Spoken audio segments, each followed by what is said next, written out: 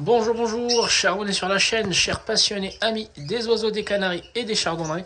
Encore une nouvelle vidéo sur Canaries du 28. Et donc du coup, aujourd'hui, j'ai composé en fait les couples, les 4 couples de mutation. Et je vais vous présenter en fait les compositions. Donc encore une fois, il ne s'agit pas de formation des couples, il s'agit de composition des couples.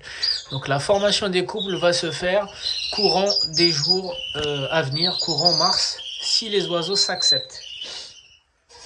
D'accord. Donc du coup, j'ai formé 4 couples que je vais vous présenter. Je vais vous donner aussi en fait l'intérêt, les qualités ainsi que les défauts en fait de chaque couple. Donc un classique porteur d'aurora.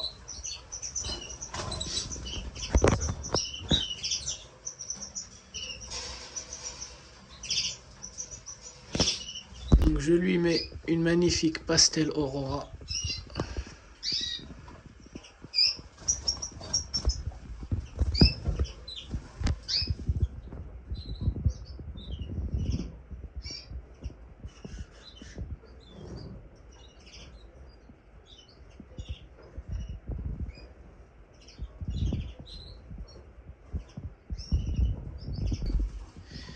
Donc un aurora, un mâle bien marbré.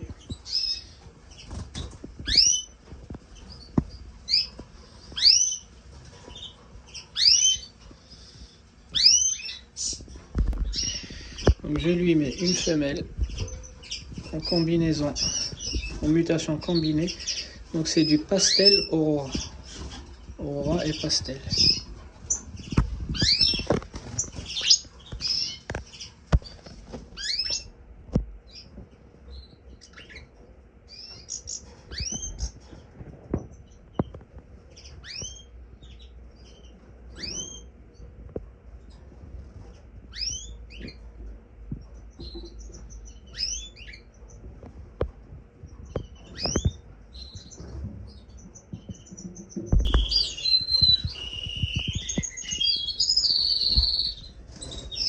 Agathe.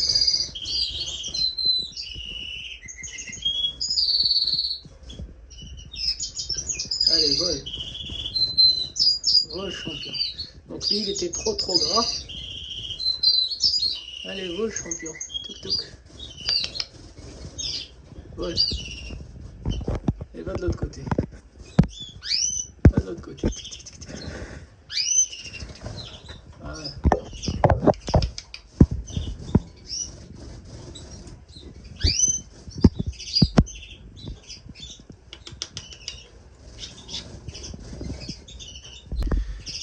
Je le mets avec une Isabelle, Agathe sur Isabelle.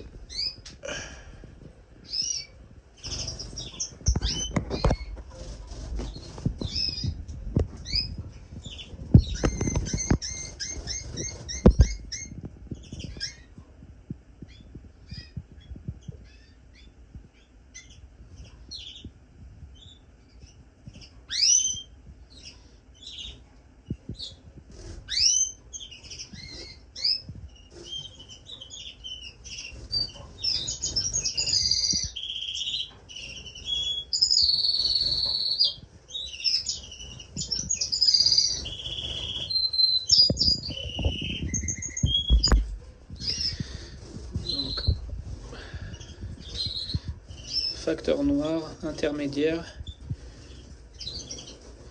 de 2025.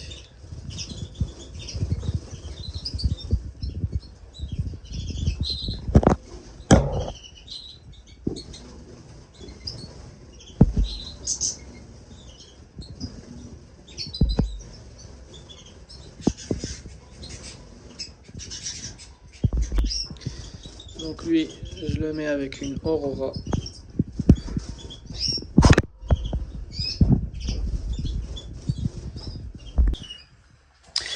Donc du coup, le premier couple ici, donc les oiseaux ils sont un peu stressés parce que j'ai tout nettoyé comme d'habitude, j'ai nettoyé les plateaux, j'ai nettoyé les grilles.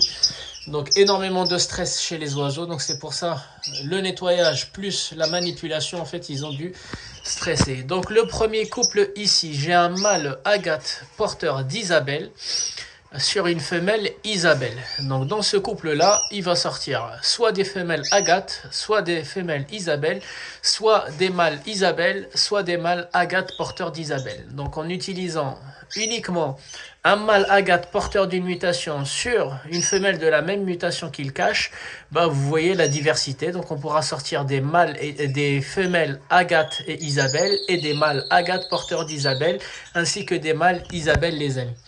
D'accord, donc le deuxième couple, c'est celui-ci. Donc le deuxième couple, j'ai mis un mâle facteur foncé sur une femelle Aurora. Donc ici, en fait, l'idée, c'est de faire des facteurs foncés. Donc j'ai mis une grosse femelle Aurora, donc la plus grosse femelle que j'ai dans l'élevage, exprès.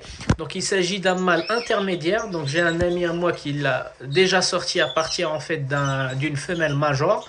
Donc femelle major, c'était sur un mâle Chussi ou Parva facteur foncé. Donc la taille, il fait 13,5. Donc l'idée, en fait, c'est de monter au-dessus de cette taille-là, suivant cette femelle-là. Donc un gros gabarit.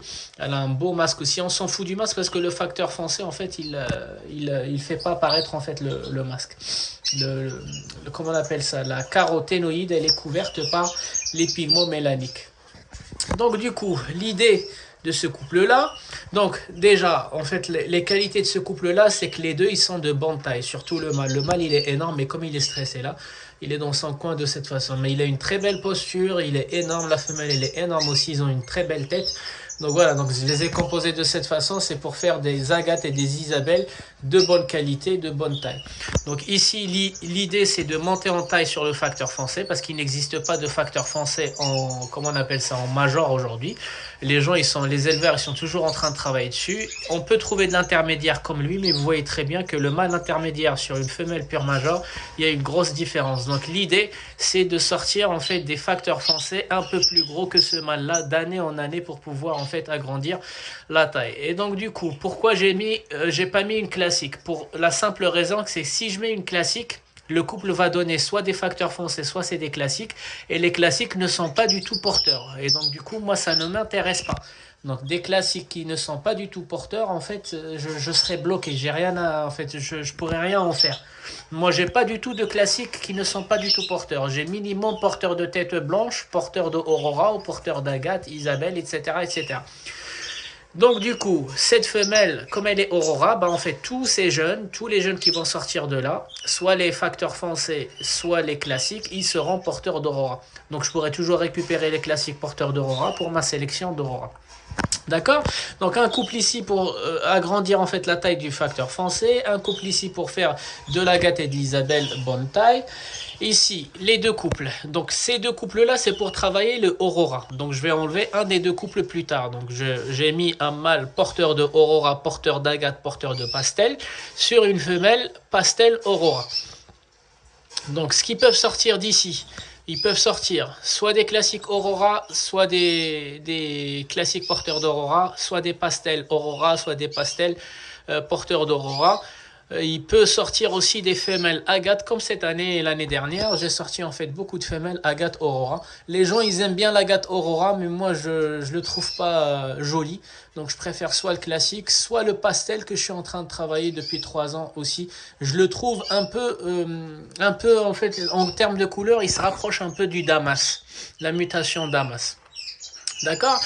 Donc là, on a dit tout ce que, en fait, les deux couples porteurs sur Aurora. Ici, j'ai mis Aurora sur Aurora. Par contre, le mâle, il est porteur de pastel et la femelle, elle est déjà pastel Aurora. Donc ici, j'ai beaucoup plus de chances de sortir les pastels et les pastels Aurora que ce couple-là. Par contre, ce couple-là, il peut me donner des Agathe Aurora que ce couple-là pourra pas donner. D'accord? Donc, l'avantage de ce couple-là, c'est la diversité. Ben, c'est déjà l'Agathe Aurora, comme il y a 2 ans.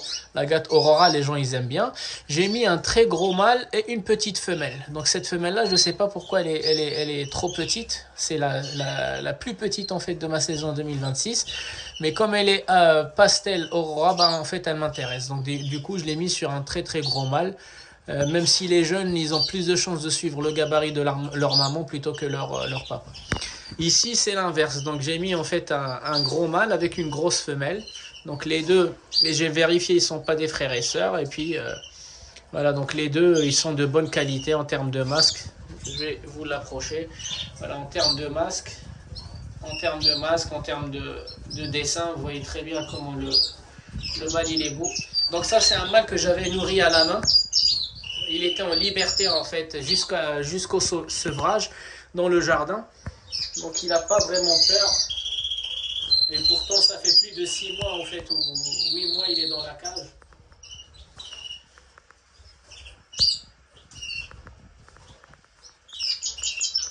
Il se sauve pas. D'accord? Donc voilà, après en fait ici j'ai des porteuses d'Aurora et des Aurora qui ont stressé, c'est pareil en fait. Quand je les ai attrapées, bah forcément le nettoyage ainsi que la manipulation en fait a fait stresser les oiseaux. Mais ils ont toute l'après-midi, là il doit être midi ou 13h. Donc ils ont toute l'après-midi pour pouvoir déstresser. Donc je vais leur faire une pâtée fraîche. Comme ça ils vont se détendre. En termes de nourriture, donc comme j'en ai 2 par cage, du coup j'ai comment on appelle ça, 2 godets ou 2 mangeoires de mélange et toujours l'alpiste avec le C15 pour toutes les cages où il y a les couples. Donc vous voyez toujours 2 mangeoires de mélange plus l'alpiste. Donc là il me reste encore pas mal d'oiseaux de sécurité. Donc une fois que j'aurai choisi soit ce couple là, donc je vais pas garder les deux. J'en ai mis en fait les 2 couples, j'en ai composé 2 couples, mais je vais voir lesquels il va se former le premier. Je vais remplacer un des 2 couples avec en fait du Aurora sur du Damas. Donc il me reste encore des mâles Damas, il me reste encore des femelles Aurora et des femelles noires. Mais bon, après je vais remplacer un des 2 couples par des... Comme ils sont nés chez moi, je sais que les oiseaux qui sont nés chez moi, c'est eux qui vont démarrer les premiers. Pourquoi? Parce qu'ils ont évolué dans cette salle-là, ils me connaissent, etc., etc. Les autres, comme je sais qu'ils vont avoir du retard, donc ça sert à rien, je les compose tout de suite. D'accord? Donc une fois que l'un des 2 couples-là s'est lancé, ben, en fait, je vais enlever le deuxième et je vais le remplacer par un... Et je vous montrerai tout ça, je vous expliquerai tout ça. Je vais le remplacer par un mâle Damas intermédiaire, un peu comme ce mâle-là. Et puis une femelle Aurora. Encore le même esprit pour faire des Damas et des classiques. Mais les classiques, ils seront porteurs de Aurora. Comme ça, moi, je pourrais en fait...